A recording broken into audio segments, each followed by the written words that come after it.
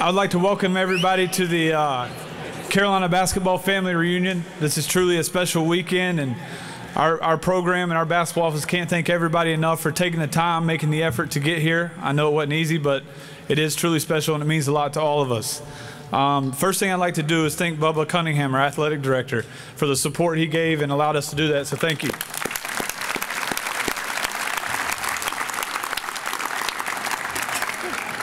And secondly, I'd like to thank Nadia Bond, Cynthia Friend, and especially Kay Chase. Those three ladies did an amazing job to put this together.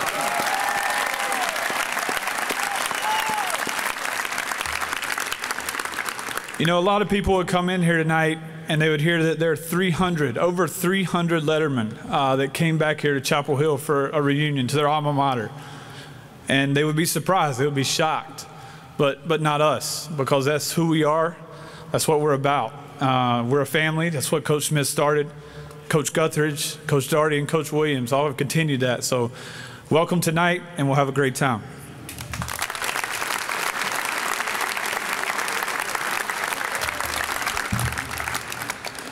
Thank you, Eric. Let me echo some of Eric's thoughts and just saying good evening and welcome back to Chapel Hill and to the Smith Center. My name is Jones Angel, and I'm going to be the MC for our short program this evening. You know, it was a terrific honor when Eric and Sean and Kay asked me to be here with you tonight, because I, like so many who grew up in this state, grew up living and dying with Tar Heel basketball. You know, I'm never in my life going to forget where I was when Rick Fox beat Oklahoma at the buzzer in the NCAA tournament. When George Lynch capped, I saw George can barely fit in the seat up there, so not because he's big, just because he's a big dude. When George capped that comeback against Florida State in 1993 with that steal and dunk, or when Jerry Stackhouse streaked down the baseline in Cameron Indoor Stadium and dunked on about 14 feet of Duke post players down there underneath the rim. You know, those are some of my favorite memories, but each of you created those type of moments for someone. And part of the pride for cheering for Carolina is the concept of the Carolina family. While the fans are not necessarily in that elite fraternity, it is so tantalizing to believe this place and the people who make up Carolina basketball are different. That your love for each other, classmates, teammates, anyone that has, does, or will play at the University of North Carolina, your love matches your extraordinary skill on the court. You know, the signs of that family are evident everywhere. Antoine Jamison and Lenny Rosenbluth having a lengthy conversation in the tunnel after a game last season, despite the fact that they played nearly 40 years apart. That's Carolina family. King Rice, now the head coach at Monmouth, adding J.R. Reed to his staff 30 years after they played together in Chapel Hill.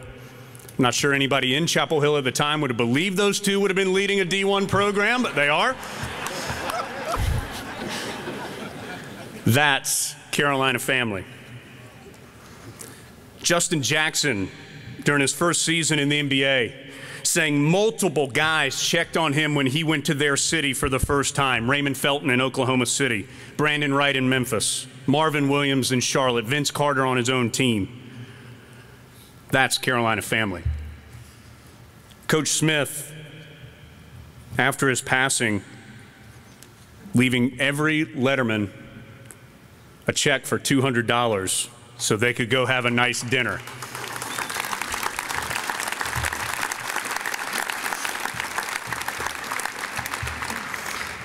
That's Carolina family. And finally, having 300 lettermen return on a late August weekend with no game to attend, no milestone year or anniversary to celebrate. tonight is Carolina family. What other place could you have representatives from the last 60 years of a program, from Tom Kearns to Billy Cunningham to Phil Ford to Jimmy Black to Shammond Williams to Danny Green to Luke May and Kenny Williams? Where else can you have a place where those kind of people gather together and enjoy the common bond which is shared in this arena tonight? So, from a Carolina fan, let me say to you, thank you. Thank you to every one of you here and to every member of the Carolina family who could not be here with us tonight. Thank you for providing us with memories and moments which will never fade. And all of us hope that you thoroughly enjoy your family reunion this weekend. Oh, stop. Don't do that. All right, to begin our program this evening, please help me welcome the athletic director here at the University of North Carolina. Here's Bubba Cunningham.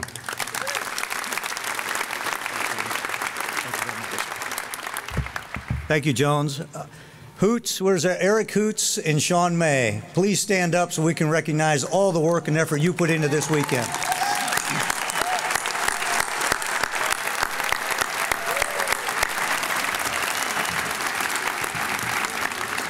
Those guys did a phenomenal job. Every last detail, from the golf outing today with all of the gifts on the carts to all the decorations you see in the hallway, it's just remarkable, and it really makes for such an outstanding evening. So Eric and Sean and the rest of the staff, outstanding job.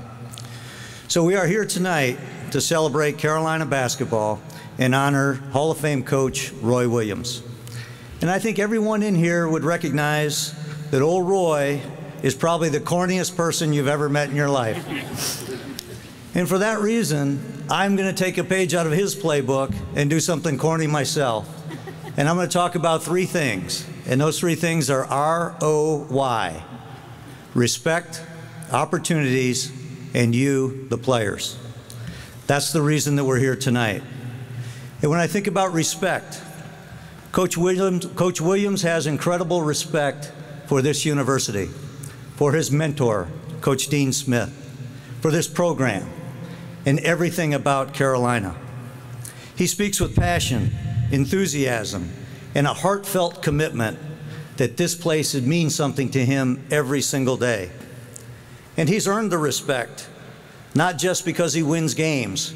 It's because of how he treats others as a mentor, a friend, a father, a grandfather, and a contributor to this community.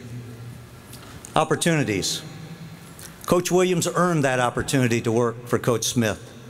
He took advantage of that opportunity to learn how to coach basketball. But more importantly, he learned how to treat people. He learned how to run a program. He learned how to develop people to their fullest potential. And he has paid it forward by giving others the opportunity in so many ways. Many of you do not know that Coach Williams has contributed to every single sport in our athletic department through the Rams Club. And then the players, you are the reason we're here. Coach Williams has always said his players, each and every one of them, are the most important part of the program, part of this history, part of this tradition. The reason now that his name will be on the court is because of the players, the managers, the coaches, all who have committed themselves to this place and believed in the leadership of this program.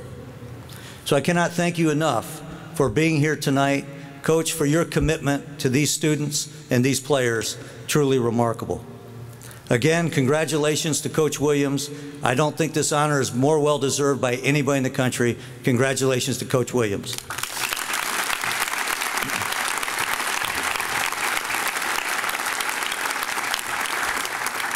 Now it is my pleasure to introduce a member of our Board of Trustees and former basketball manager, Chuck Duckett. Chuck.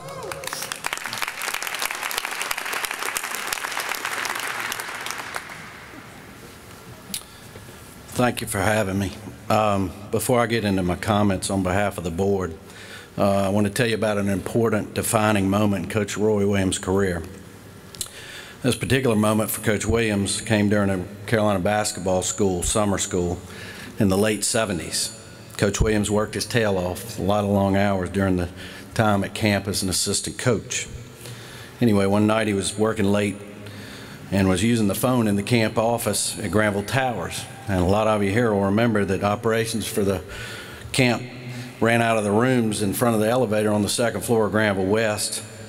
So Coach Williams was on the phone in the camp office. He was trying to order some takeout food since the cafeteria had long been closed for the evening. He'd worked through dinner. He was tired and simply wanted something to eat due to missing dinner while working. Ken's Quickie Mart? That wasn't the answer. Swenson's? Long closed.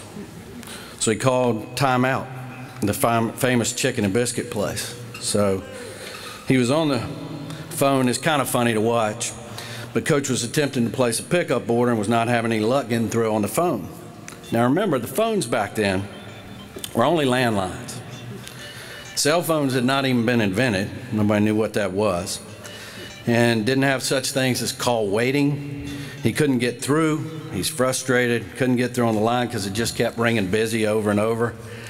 And back then, you actually had to dial the number every time. It wasn't redial. We didn't have push-button phones. You actually had to do every number sweeping across. So he's sitting in there dialing, hanging up, dialing. So anyway, he got mad. He couldn't get through on the phone.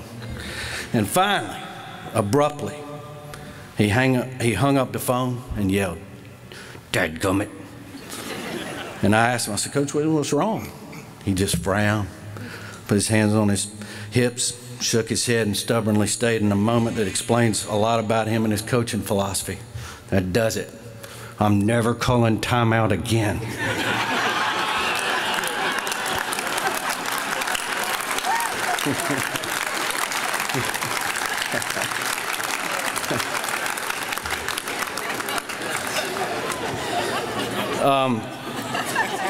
Seriously, I'm honored to be here not only as a former manager for the Carolina basketball program, but also representing the Board of Trustees for this incredible university. We're here tonight to bestow a well-deserved honor upon Coach Williams. I've known Coach Williams since his first days here in 1978 as an underpaid volunteer assistant coach. I saw him work JV and varsity practices each day with great dedication. He also drove the videotapes for the Dean Smith basketball show each week during the season. And that included trips at night that started here and went all over the state. One trip each week from here to Raleigh, Wilmington, Charlotte, Asheville, and back to Chapel Hill each time. Often, he then coached one or two practices upon returning from this long night drive. During those early years here, Coach Williams also organized and sold the famous Carolina basketball calendars to make ends meet for his family. Coach Williams never asked more of others than himself. That's the definition of a true leader. My time here as a manager for an amazing coaching staff he was part of, to recently working with him through many tough times over the years during this NCAA investigation were my sincere privilege. Coach Williams held this program together and enabled it to thrive during incredibly challenging times. Coach Williams has won his entire career, including being inducted into the Hall of Fame and winning 3 national championships here at Carolina.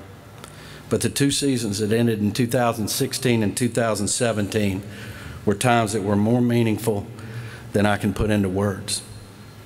Coach Williams has always shown great loyalty, immense character, strong work ethic. His loyalty to his family, his players, this program, his friends, and to this university is amazing. I've never seen anyone work harder to balance his work and family. Anyone that truly knows him understands that his wonderful wife, Wanda, is such a vital part of who he is and what he's accomplished. Thank you, Wanda.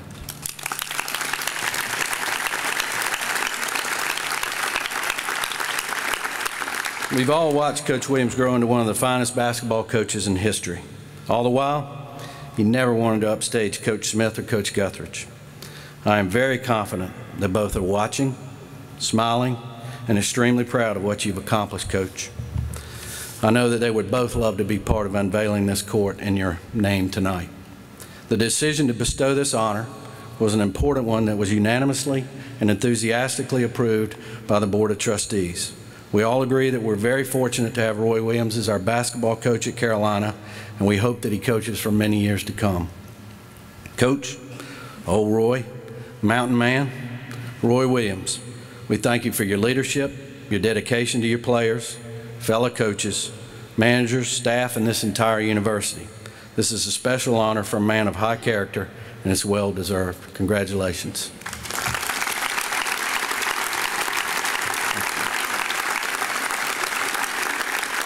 It's now my pleasure to introduce somebody else that cares a great deal about this university, and that's our very fine Chancellor, Carol Folt.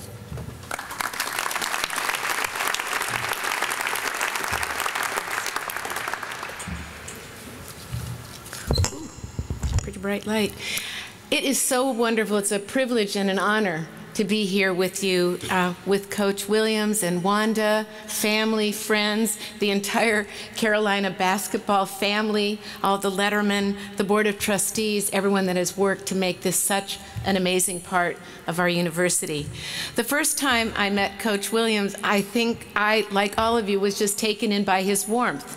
This is such a wonderful welcome that you give people, make us feel warm, make everybody feel like they count and they matter. And over the years, I have watched him as he's worked his magic with crowds, with people, and how he's really shown his love and his dedication for his players and for this university. I don't know that I've ever met a person who cares more about his players and the university and the people from all across North Carolina, and gives in every way that he can. So with 5 years of spending time with Coach, I could tell a lot of stories. I've had that chance to be in the locker room through times of determination and disappointment and incredible jubilation. But I'm going to tell a different story, an off the court story. And this one takes place on the 1st of August, 2017.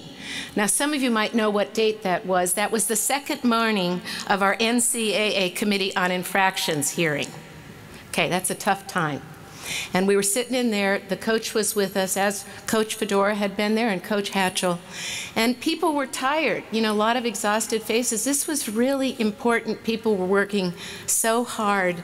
And we're sitting in there having a cup of coffee, and I thought, we have to get a game day face going here. And I looked around the room, and there was clearly one person that could give us the talk that we needed. So I asked Coach Williams to talk to us. And I think I experienced what so many of you sitting on the bench have experienced. He made us feel like we were great, we were prepared, we were going to do something really important, and we were going to do it with integrity and with spirit. I don't know if he believed it, but he made us believe it. And that was something that was really, really special for us. So it's just such an honor to be with all of you and to express our gratitude and to honor a much-loved Tar Heel. And in fact, there's a beautiful symmetry tonight, because here we are sitting under the Dean Dome, and I think we all feel very embraced by Coach Smith.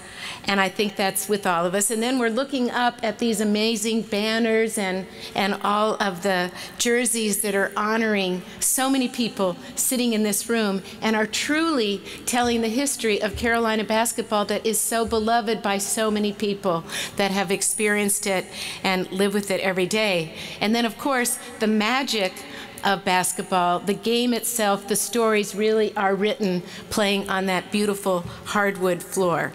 That's where it starts. That's where the stories are written. And today, we're now honoring one of the chief authors of those stories, whose signature will grace those beautiful hardwood floors.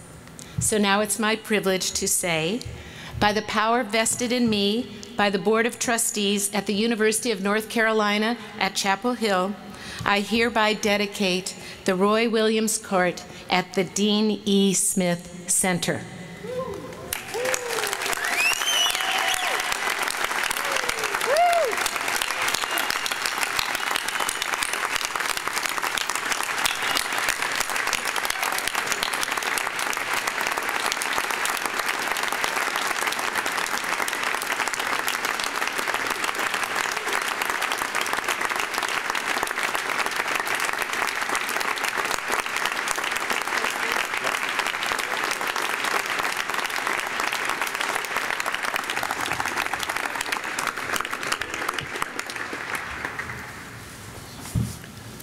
Thank you, Bubba. Thank you, Chuck. Thank you, Chancellor.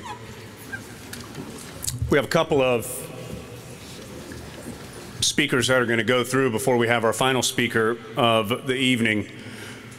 Our next man to talk is about to begin his 7th season as an assistant coach for Carolina basketball.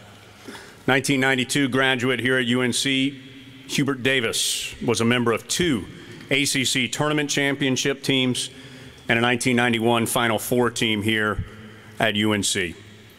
Between graduating Carolina and returning as a coach, Hubert played 12 years in the NBA and worked for 7 as an analyst at ESPN. Please help me welcome Hubert Davis. Good to see you. I was told not to look in the light, but that's hard. I'm about to fall out, so it is bright, but it's been a beautiful day. I can't stop smiling, and my wife told me not to cry. I probably cry more than Coach Williams. It's overwhelming because I feel like every step that I take, I run into somebody and it brings back so many memories and experiences that I've shared with all of you. And it's not just the guys that I played with King Rice and J.R. Reed and Pete Chilcutt. It's the guys that played with my Uncle Walt in the 70s. It's the guys that played before me. It's the players that played after me. And it's the players that over the last 7 years, I've had a privilege of coaching every day with these guys. One of the things that I pray consistently for my 3 kids is I pray that Jesus would put good people in their life. I pray that Jesus would put people in their life that help them, encourage them, celebrate them, support them.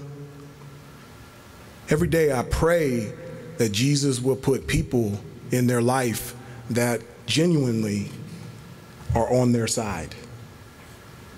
The reason why I do that is because I want my kids to experience what I had at home, and I want my 3 kids to experience what I had here. I had that in Coach Smith. I had that in Coach Guthridge. I had that in Coach Wheel. I had that in Coach Ford. I had that in Coach Hanners. I had that in Linda Woods.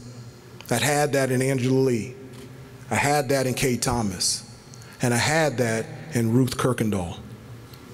The cool thing about it is I'm 48 years old and I still get it on a daily basis because I get to go into work and I get to be around Coach Williams. That's what Carolina basketball is all about. And I'm so thankful and appreciative, and I'm trying not to cry, Leslie. I'm trying. But I wanted to thank you for a kid that only wanted to be a part of this program, that it's been the best thing a part of my life. Thank you very much.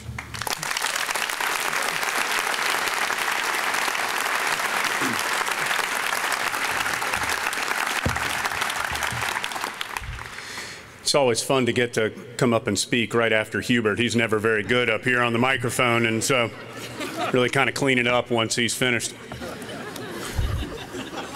He didn't even have any notes. I don't know if y'all noticed that. I think I gave them enough time to get back up here. Can we get a quick round of applause for our banner pullers down there, Court and Aiden? I think they're back up here somewhere. I hope so. Coach's grandsons did a terrific job. All right, our next speaker played just 1 season at Carolina, but it was an impactful one. Marvin Williams was a member of the 2005 National Championship team at UNC, averaged better than 11 points, nearly 7 rebounds as the team's 6th man that year. He then was selected number 2 overall in the 2005 NBA draft by the Atlanta Hawks, been in the NBA ever since with the Hawks, the Utah Jazz, and now the Charlotte Hornets. Despite being at Carolina just 1 year, Marvin returned every single summer to continue to work towards his degree and became the first one-and-done college player ever to graduate.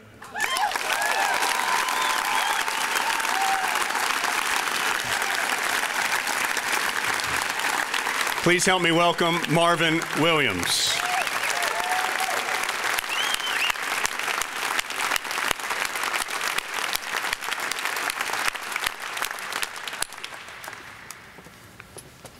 Thank you, sir.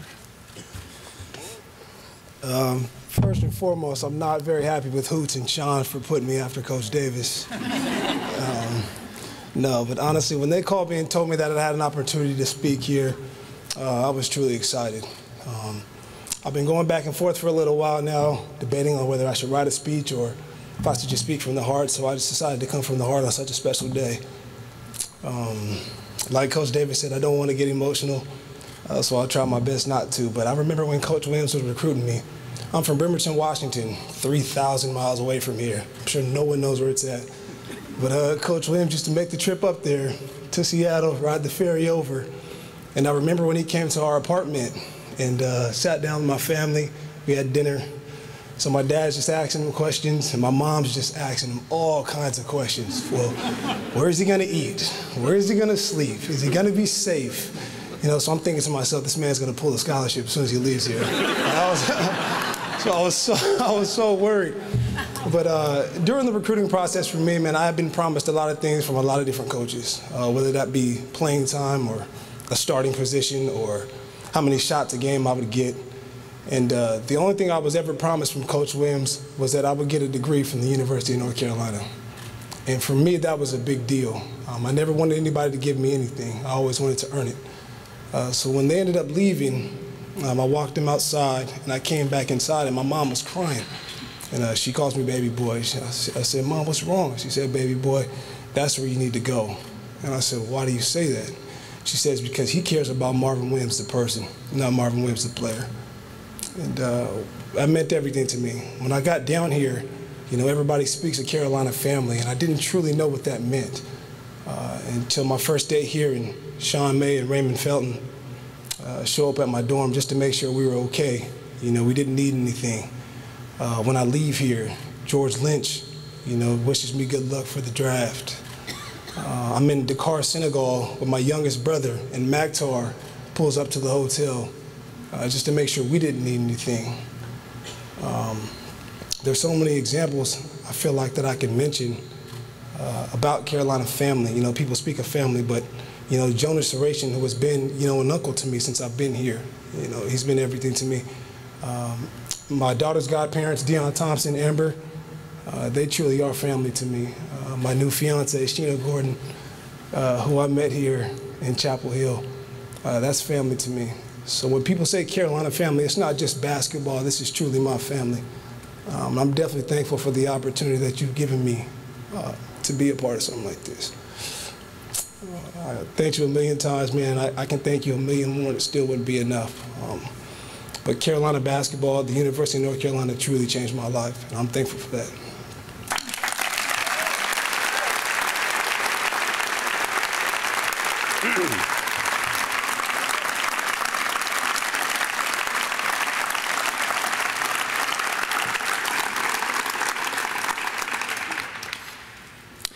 Our next speaker has several very close connections to the Tar Heel basketball program. First, he was a member of Carolina basketball for 2 years, 1998, 1999. Those two teams won nearly 60 games, made a trip to the 1998 Final Four.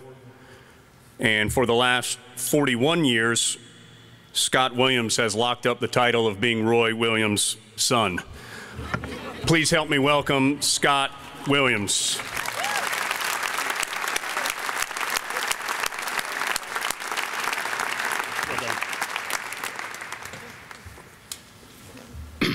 First of all, I would be remiss if I didn't mention that today is my son Court's 7th birthday. He thinks you all are here for him. He has no idea and couldn't care less what this is really about. So if you see him, make sure you tell him happy birthday. The next thing is when Eric and Sean told me they needed me to speak, I wanted to know who else was speaking. Ended up being Hubert and Marvin.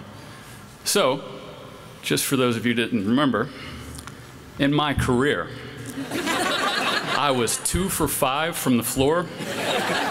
I was 1 for 6 from the free throw line, which I actually do find hard to believe, and I'd like to put in a formal request for a recount. I had 9 assists, 1 steal. Thank God I couldn't find the turnover number. But perhaps the most amazing part is somehow I got credited with 5 rebounds. And I'm not sure I had 5 rebounds in my entire basketball playing career. And yet it showed up on the stat sheet. But I can only assume it was not my legendary numbers that earned me the speaking role here. But I'll take what I get. I always had a lot of questions from buddies of mine asking, what is it like to have a coach for a dad? Well, it's all I've ever known. Do you get good seats? Yes, I do. Did he force you to play basketball? The odd part is, he wanted me to play golf, and I cannot stand the game. But he was always available if I wanted to get into a gym and put up some shots. They ask, is he as mean and as strict as he looks? Hell yes. The best one, has he ever done his passing out thing while he's on the can? I don't know.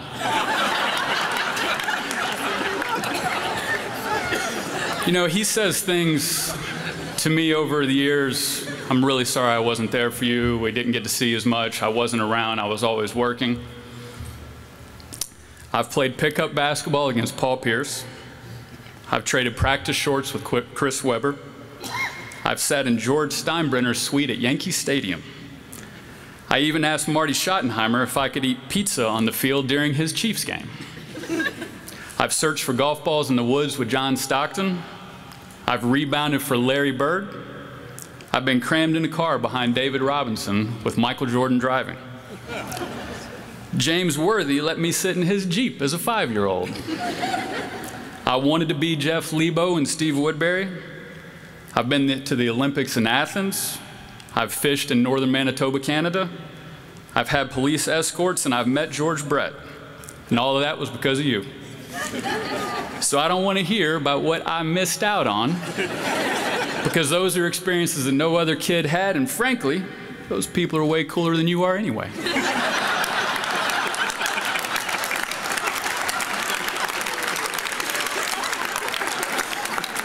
So, to the basketball, to Coach Smith, Coach Guthridge, Coach Ford, Coach Henderson, Coach Sullivan, I thank you guys, because you gave me an opportunity that I will never be able to pay you back for. And it makes me think about some of those teams I played on, and I wonder, who's the problem child over on this team? Wasn't me. But I hope it's somebody like Kenny, because if Kenny ends up being our problem child, boys and girls, we're going to have a fun season. Just remember, the only time you need to worry is when he stops riding you, because that is the moment that his expectations have sunk to the level of yours. He won't treat everyone equally, but he will treat you fairly. And remember, you are always representing yourself, your family, the school, and him. Each of you carries the duty, and we need to understand the Carolina way has had some scrapes, some scuffs, some gouges recently, so shine it back up. What may seem insignificant to you, that which is cliche, corny, old school, or simple, can be the very thing that keeps him vibrant and engaged. It's good kids who try to do good, sacrifice for common goals, put forth the effort, and grow as men that keep him going. And if that happens, the winning will take care of itself. He is the greatest competitor I've ever known. He is the worst loser I've ever been around. He'll see things in you that you did not know were there, and he'll push you harder than you've ever been pushed. But he wants you to attain that success that you are capable of and your effort deserves. And in this divisive world, Lord knows, we don't need another broken down, nutter butter eating, droopy eyed, hobbling old man. But instead, we need more of those who take whatever it is they learned and make this world a little more understanding that it is amazing how much can be accomplished when no one cares who gets the credit. So congrats. This is a very cool thing. You deserve it. Those you've influenced deserve it. And we all know how hard you've worked. So we thank you for coaching, and I thank you for being my old man.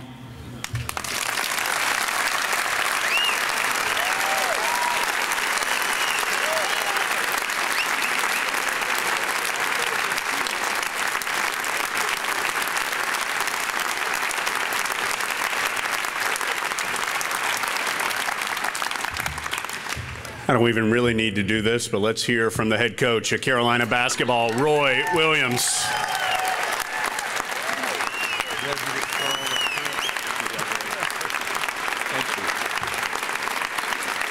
Thank you. Thank you very much. My son Scott may eventually have a job regardless, because maybe he's a better comedian than he is banker, investment banker, commercial real estate, whatever. I'm not looking at Hubert because I had trouble looking at him when he was up here. I looked at Marvin and that was difficult too. But I'm trying my best to make sure that I can hold it together myself. There's 2 or 3 things I want to get stated first. I've only been nervous in front of a crowd a couple of times in my entire life. And I've spoken at, I think this is a 4th reunion or something like this that we've had, and I've never been nervous. 2 years ago, though, in the summertime, I went and did a charity golf tournament, and they got me up on stage with Jack Nicklaus. And I was really nervous. That was the other time. I spoke at my mom's funeral, my dad's funeral, my high school graduation, and some of those things I did a lot better when I prepared something. So I didn't prepare anything, but Wanda didn't want me to look like an idiot, so she prepared something for me tonight. So if I leave anybody out or say anything negative, it's Wanda's fault, and make sure you get that straight. But there were a couple of things that, that came out earlier. 3 o'clock in the morning, I woke up, and I just had this fear. And I said this to several of you today. I woke up and thought, now, wait a minute. We did plan this reunion 3 or 4 months before the court thing came up, because I started worrying that some people would say that we're just doing this so Roy Williams can have his name put on the court. And I promise you we did. So this morning I got to the office, and first of all I grabbed Eric and Sean and Brad and said, now wait a minute, the reunion was planned first. And they agreed with me, because then I started thinking about that when Bubba Cunningham and I were having some discussions from other people. I thought they said something about doing it at some game or something, and I said, no, I don't care. And Bubba said something about doing it during the reunion. And I really thought that what we'd do is tomorrow when we were playing, not we, but when our guys were playing pickup, that we'd take a break and they'd pull the little things off the floor and it would be there. Steve Kirshner told me that he's pretty sure that I didn't want any slick labels on the court, the way I've ranted and raved about it over the years. But so that's what I really thought it was going to be. And then I tried to ask what we were doing this weekend, and Sean May, in his very eloquent self, said, Coach, you're on a need-to-know basis, and you don't need to know. So, but I do like what Bubba said, because Sean May and Eric Coots, and Hubert, you're right, these lights are really bright. I don't know where you guys are, but you and Kay and Cynthia and Nadia in the office, Eric and Sean, you guys are unbelievable. I love you, and you are what North Carolina basketball stands for. Eric Coots, a guy who loves North Carolina basketball, who was a manager, who came in here as a manager. My first year, he was our senior manager, and he's been around ever since, and it's one of the best decisions I've ever made in my life. And we did, Eric, we did play a little trick on him one year, because Jen Holbrook is here somewhere, and Jen was my administrative assistant, and she has a wonderful sense of humor and really likes to jab at Eric. And CB McGrath, I think CB may be here or maybe not because he had a recruit in, and I think he should have stayed with his recruit in Wilmington. But if he is here, he's getting part of the blame. Is CB here? Hey, big boy, good to see you. So Eric Coots is going to have his performance review, and they start telling Eric that he's got to wear a coat and tie. He said, I'm just going to, and Jen says, no, Eric, this is serious. You need to wear a coat and tie. And CB says the same kind of thing and makes it even worse. And then they come to me and tell me about it. And so I decided to try to go along with it for a second. So Eric comes in and we talk for a few minutes. And I said, well, Eric, what do you plan on doing next year?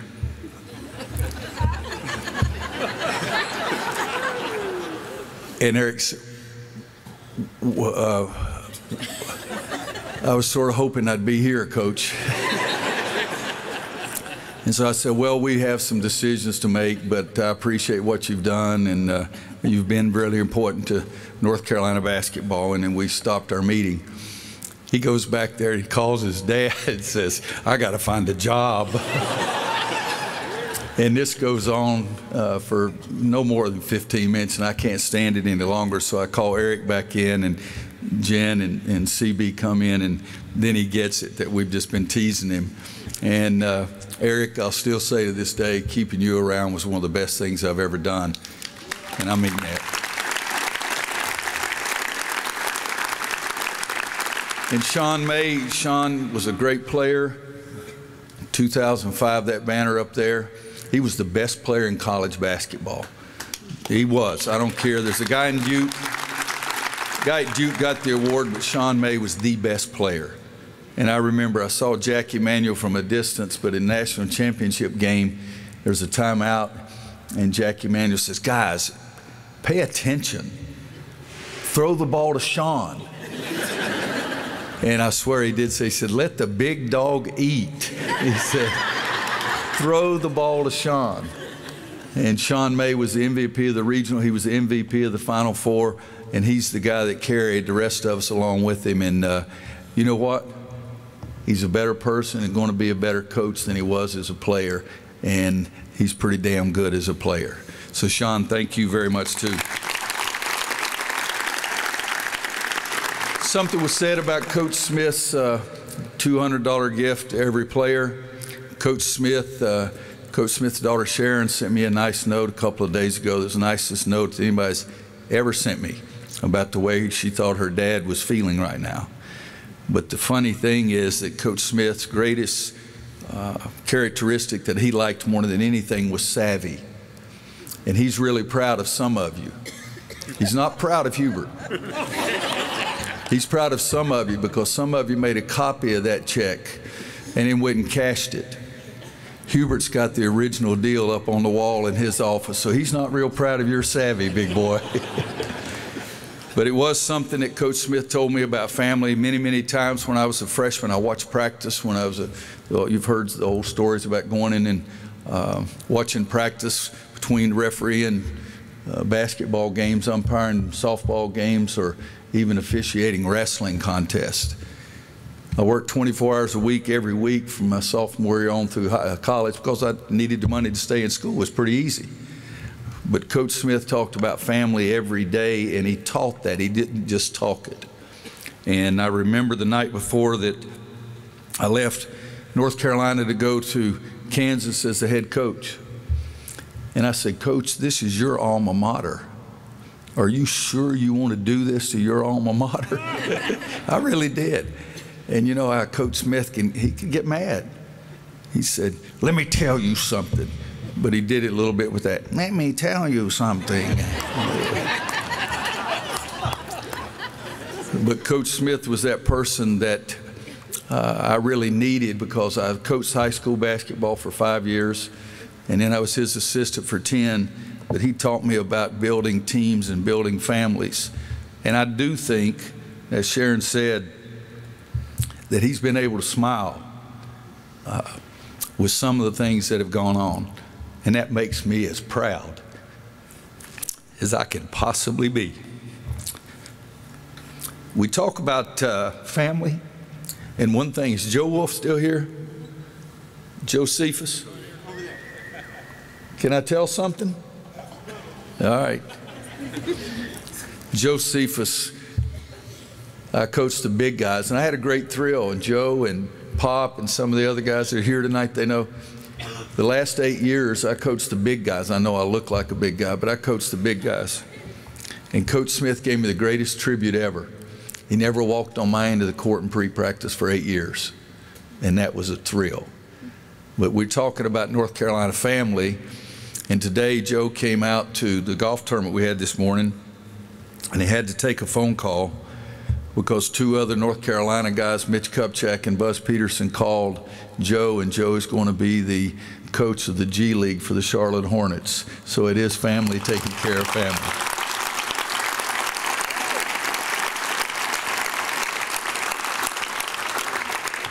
So if they fire you before you get there because I let something out of the bag, Joe, I'll try to help you, I promise you. But it is something that Wanda did write some things down, and I want to make sure, but with Chancellor Folt and the Board of Trustees members here, Haywood Cochran, Chuck Duckett, Bill Keys, Lowry Caldo, Ed McMahon, Dwight Stone, and Savannah Putnam, I do appreciate this honor. All the young guys down here and former North Carolina players are the reason that my name is on the court. They're the reason. We thought, and we may have gotten here or not, but there is a guy, Bobby Gersten, that lives in town, and I don't know if Mr. Gersten got here or not, but he comes to practice every now and then. He's a graduate in 1942. You can figure that out, folks. He's 90-something. I don't know if Mr. Gersten got here or not or what, but that's North Carolina family. But my players and the players that I've had, it helped put those banners up there in 05, 09, and 17 are the ones that I would really, really like to thank. Coach John Wooden told me one time, he said, Roy said, you do something really, really well. And Coach Wooden was great to me. Coach Knight was great to me, and I think it was all because of the respect that they had for Coach Smith. But Coach Wooden said, you can really coach talent. He said, some guys can't. He said, but nobody can coach no talent. And I said, so Coach, you're telling me I better keep recruiting? And he said, yes, that's what I'm telling you. But it is something, we say at North Carolina, it's about the players, and I hope that the last day that I coach and the last breath I have is to be able to thank the players who have done so many things for me. In fact, I have Stan Turner, Porky Spencer, Kearney Long, and Bobby Stafford sitting on this row right here. You guys raise your hand, please. And they're still coachable, you see that? Those 4 guys played on my first high school team, my first 5 years as a high school coach. And it's something that their family and always will be. Everybody knows Porky. I mean, heck, Porky gets more ink than I do, so everybody knows Porky. But I love the fact that you guys are here. The athletic directors that I've had, Bubba Cunningham, who hasn't fired me yet. That was Wanda's words. But Bubba, I appreciate the way our friendship has grown and the way the relationship has grown over these 6 years. Dick Bedour, who was here earlier, I imagine Dick is still here. I turned down Dickie Bedour in 2000 because I'd promised Nick Collison that I would be at Kansas his entire career. And it was an easy decision. I couldn't come to a conclusion how to face Nick Collison. And you guys will appreciate this because Nick Collison's final 2 schools came down to Kansas and Duke. And he was told that I would not be there, that he had better not go to Kansas. And I told him, I said, I'll be here your entire career. And that's the truth. There wasn't anything else. It's just I never could figure out how to talk to Nick. And so then 3 years later, Dick Bedour asked me to come back again, and it took a lot of courage and a lot of other things. Some people were probably mad at him for asking me to come back again. But Dickie, if you're still here, wherever you are, I appreciate your, is Dickie here still?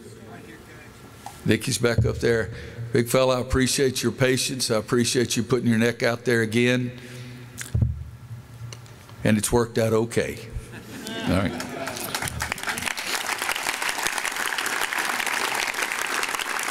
Bob Frederick was my AD at Kansas.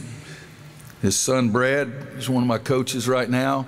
and he's represented by his wife, Margie, right here. Margie, wave your hand.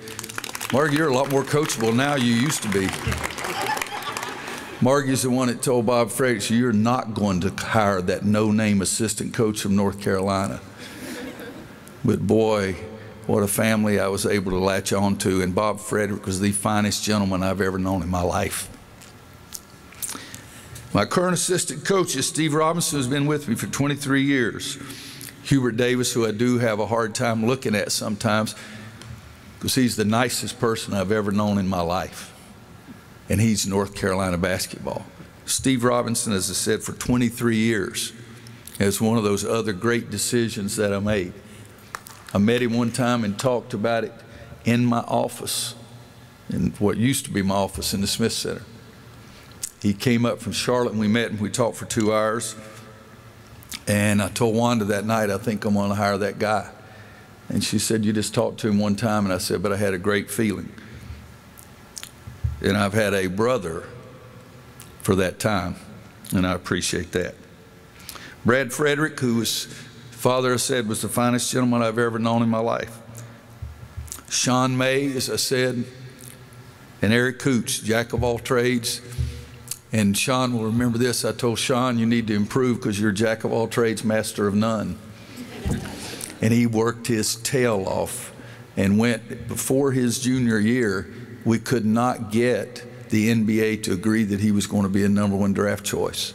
So we couldn't get him an insurance policy. And at the end of that year, he was the 12th player taken in the draft because he put in the sweat, more so than anybody I've ever known. Raymond Felton changed his shot more than any player I've ever known at this level. But Sean May, I told you, you can't be that. You've got to be something, do something great. Eric Coots is the other way. He's jack of all trades and master of everything. And so, Eric, I do say it again that I appreciate you, and it's not just because of the way that you and Buddy Baldwin and Cody Plott hate that place 8 miles away. I'm lucky to hear tonight that I have Jared Hass, C.B. McGrath, I think Ben Miller's here, and Jerry Green, 4 coaches that I had at one time at Kansas. Jared and C.B. played for me and were unbelievable, and when they came here to North Carolina, they started bleeding Carolina blue immediately. Ben Miller, who's at UNC Pembroke, has had the greatest record of any coach down there, and a great friend, and Jerry Green, who's the most loyal friend I've ever had in my entire life. In fact, I told him I wasn't sure that he should go with me to Kansas to start because it was going to be a difficult job. They were possibly getting ready to go on probation. But because of guys like that, and Matt Daugherty and Neil Daugherty and Kevin Stallings and Mark Turgeon, it worked out okay, but those guys are here tonight. And then the last time I was at North Carolina, Coach Dean Smith, and I think Scott Smith is here. Is Scott here? Scotty boy, thank you very much. And I think Sandy, is Sandy here also, Scott? Sandy, honey, thank you very much too. How can you not be successful when people like Scott and Sandy love what we're doing every day just as much as they did when their father was the coach? And I feel that and I appreciate that. Coach Bill Guthridge, and Lisi is here. Where is Lisi? Or Lisi could be like Coach Guthridge. You know how Coach Guthridge used to leave? Lisi, all right.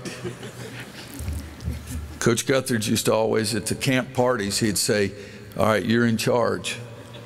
That was because it was past 10 o'clock.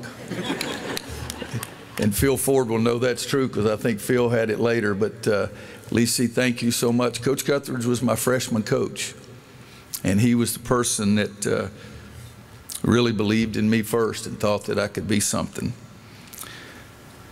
Eddie Fogler was like a big brother to me, and every day taught me something about being a coach and working with the teams. And I've never forgotten Eddie Fogler and what he did. For 8 years, we were assistants together. I didn't trust Eddie and Coach Guthridge quite as much, sometimes during tough times. We're in Syracuse, New York, and some of you remember the circular, the round Holiday Inn. We beat Ohio State, and St. John's lost that day. And some of the St. John's fans were in our hotel, and they were marching in this circle around the elevators. We are St. John's. It's 3 o'clock in the morning. And I went out because our team was there. I went out and asked them if they would quieten down and leave. That really did a lot of good. So somebody threw a beer bottle against the wall, and I said, all right, that's it. I'm going in and call security. So I went in and called security, and they came up and got the guys out of there. The next morning at breakfast, Coach Guthridge said to me, he said, what were you doing last night? And I said, what are you talking about? He said, why were you out there challenging those people like that? I said, what were you doing? He said, I was looking out the hole in the door. He said, I started to come out and help you. He says, and they threw the beer bottle. He said, I thought I'd try to call somebody else. And Eddie Fogler, who was my roommate, who was 3 feet away in the other bed, said, what are you guys talking about? Because Eddie Fogler was sound asleep and didn't know anything about it. But I could not have had better mentors than Bill Guthridge, Eddie Fogler, and Coach Dean Smith.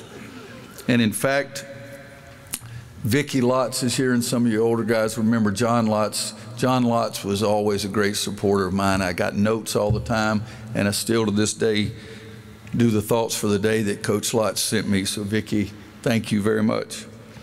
We have some great friends here, and I can't thank everybody.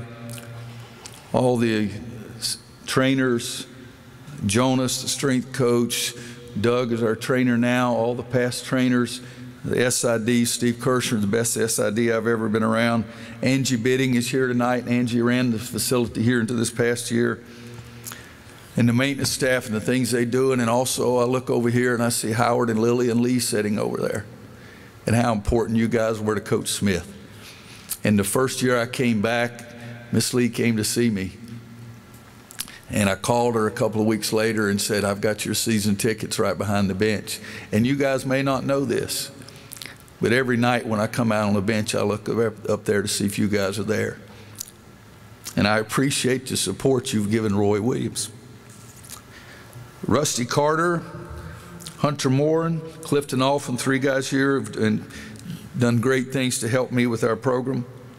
I even have 2 brothers from New Jersey who picked me and Wanda up in St. Petersburg and gave us a ride back to the hotel. And all of you women and men know the story. I'm trying to find the bus. She's walking too slow. I'm getting mad. She's getting mad because I'm walking too fast. And the guy pulls up and says, Coach, I said, we're sorry you hurt us in the pool. And I said, you didn't think it hurt me? And they said, no, we're big Kansas fans. And I said, where are you going? And they said, back over to the hotel. And I said, where? And they said, hi. And they said, you need a ride? And I said, yes. 2 strangers from New Jersey. Wanda in the background says, what if they've been drinking? We get in the car and we have to move. There is at least 50 water bottles empty in the back. And those 2 guys gave us a ride back. And I said, all right, where are your seats? And Mike says, I go like this, and it's the back row of the Coliseum. I touched the back row. And I said, well, sit right here tonight. Don't sell these or I will hunt you down. And they said, Coach, we've been Kansas fans ever since '97. You came out of the hotel and we asked for a picture and you took a picture and we sent it to you and you autographed it and sent it back, and you're the only coach that did that in the entire country. And Mike and Lou Paskin have been North Carolina fans, Kansas fans, Monmouth fans. They go to King Rice's games. So I gave them those 2 tickets because I was not staying for Monday night. A few weeks later, I get a picture. They're sitting beside Kevin Costner and Grant Hill. And the Paskin boys, my team now, every time in the first city in the NCAA regionals, there's always 2 New Jersey guys there with Carolina t-shirts on, waving the way. So Carolina basketball is a family. It touches a lot of people. Tim Breedlove is here tonight. He was Coach Smith's accountant, along with Bill Miller, who was a great friend. And he's still mine. Our yoga instructor, Sage Roundtree's here tonight. And Sage, honey, I love you. We did yoga yesterday morning before we played Bobby Fraser and Wes Miller, and I beat Bobby Fraser's butt out of $20.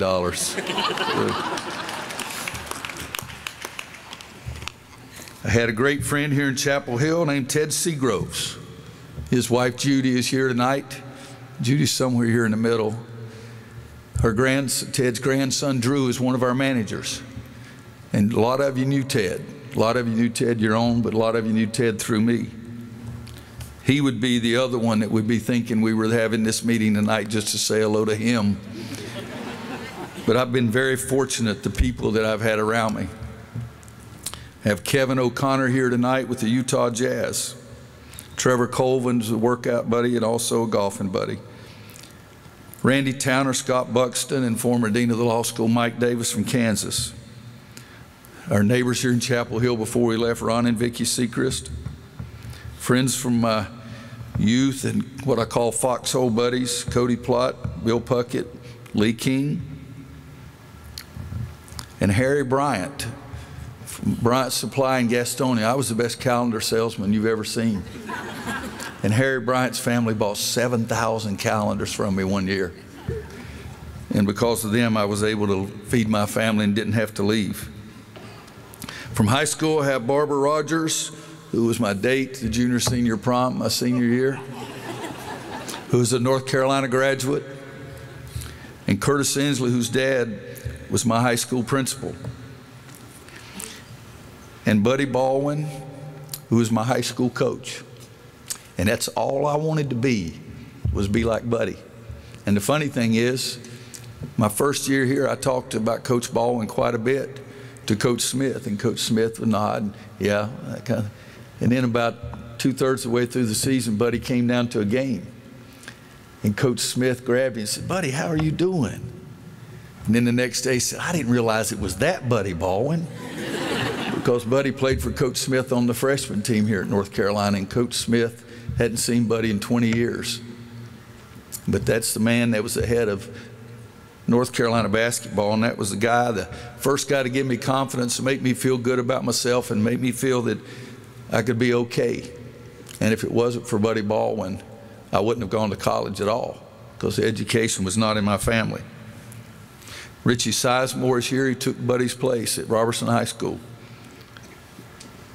And his father was a coach at that community before Buddy coached, so it's always been family with me. But Buddy, I'll never be able to say everything that what you meant to me. I do take you on some golf trips. I do take you to the casino. And we both lose together shooting craps. And you're the first person to ever get me on a golf course, because Wanda's still ticked off at you about all three of those things. But folks, I will say one last thing. I said my players is the reason I'm standing up here. And the other part of mine is my family. And Hubert, I thought I was going to be all right tonight until I looked down there and saw those little grandsons pulling that name thing off. And that was the neatest thing that I've ever had happen in my life.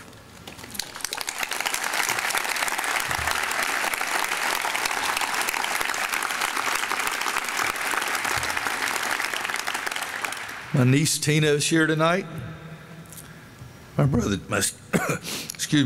Danny, his wife Crystal, his daughter Heather, and his son Derek.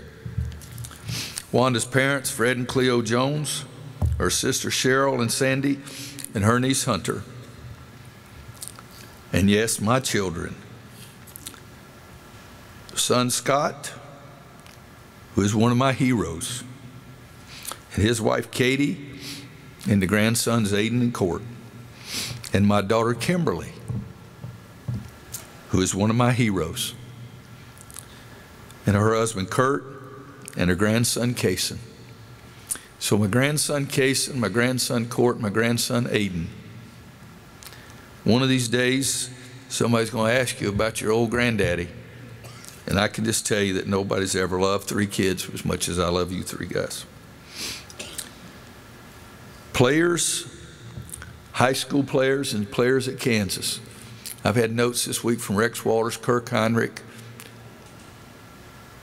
Michael Lee, Aaron Miles, so many more guys at Kansas who helped me get started because they believed in me and trusted me, and that's something I can't repay. The players at North Carolina, I've already said, every day, Billy Tubbs, when he was coaching at Oklahoma, their mantra was that everybody was supposed to say every morning when they got up, what can I do today to make Coach Tubbs happy? And he swore he did. He told them that. Well, every day I get up, I think of my family, and I think of my players that I hope that I can do something that Coach Smith and Coach Guthridge and Eddie Fogler will be proud of. And then Wicked Wanda. I have to say that sometimes because I can't just be the nice guy to her all the time. She doesn't hear real well, but it's selective hearing. She hears what she wants to hear. Scotty had a great line tonight in Sun. She looked over, she said, I missed that. What did he say? There couldn't have been a better partner. I said that Eric and Steve Robinson, some of the best decisions I've ever made in my life.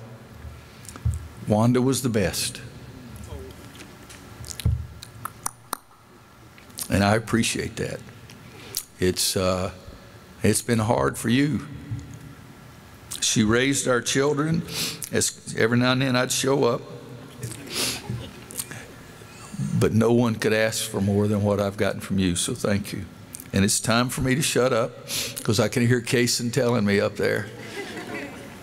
Chuck Duckett told a lie.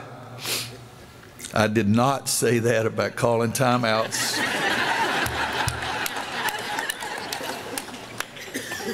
I could have said a lot of things, but timeout was close enough, Chuck. I would have walked 100 yards, son, so I know that can't be true. But that's all right. I really believe that somewhere in heaven you get more credit for having timeouts, so I'm going to have more than anybody if I do get head in that direction. And Scott and Sandy, I do want you to know that Sharon's letter to me that I read last night about the way that Coach Smith would feel right now. And I've gotten that from some players too, some of you guys. Pleasing Coach Smith and making him proud, and Coach Guthridge, and making my players feel like I cared about them. Those are the most important things in my life. And right now, I want to thank you. Again, this was supposed to be a reunion. It wasn't just to be Roy Williams' court. So I want you to have a good time. I hope you had a good time today. Hope you have a good time tomorrow. We're going to watch pickup tomorrow morning. And for all of you who have touched my life, the players especially, I thank you. My family, I love you. And as was told, Jones, can you sing a lick? Hubert and Marvin, I want to say one thing first. Honey, she ain't going to come up here and talk. Let's everybody give Wicked Wanda a hand.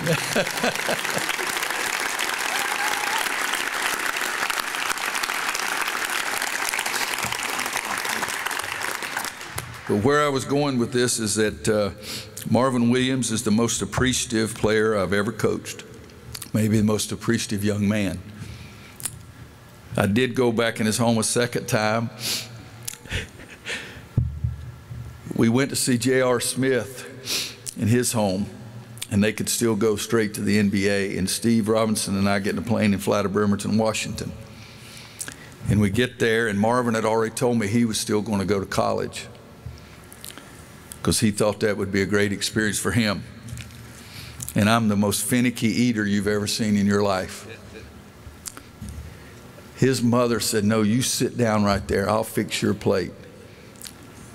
Chicken wings, I'm in. Beans, I'm in. Macaroni and cheese, I do not eat. Son, I wanted you to so bad I ate every piece she put on my plate. Some of you people think that's a lie, but it's the gospel truth. And then she came over and said, I knew you were hungry, and grabbed my plate and went back and filled it up again. And big fella, I ate every bite, didn't I?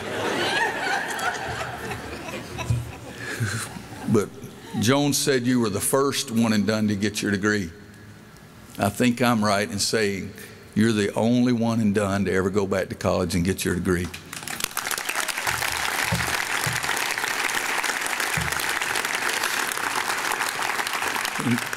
Hubert, thank you. Nobody can top the feeling that Hubert Davis has for this school unless it's me. Every player that ever comes into contact with us, these, as I said, are the nicest person I've ever known in my life. And I tried not to look at Hubert when he was talking. And I know right now he's trying not to look at me. But Jones is going to get up here, and Hubert's going to get up here. Putting some pressure on you now, boy. Wonderful basketball things sometimes get in the way of personal events. Wanda wrote this. So tonight I want you to help me with one of those things. Court. Court. Say yes, sir. Can you hear me? All right. All these folks are going to be led by Jones and by Coach Davis. And we're going to close, folks, by singing happy birthday to my grandson. You guys get up here.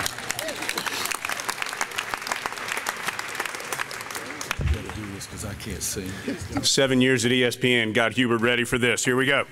Okay. 1, 2, 3. Happy birthday to you. Happy birthday to you. Happy birthday, dear Court. Happy birthday to you. All right. We were all here for you, bud. Thank you very much. I promise you, you won't have to hear one other word about Roy Williams the rest of the weekend. It's about you. It's about Carolina basketball. It's about Marvin and Hubert. And yes, guys, it's about you. And you had better, by God, not let everybody else down. Thank you very much.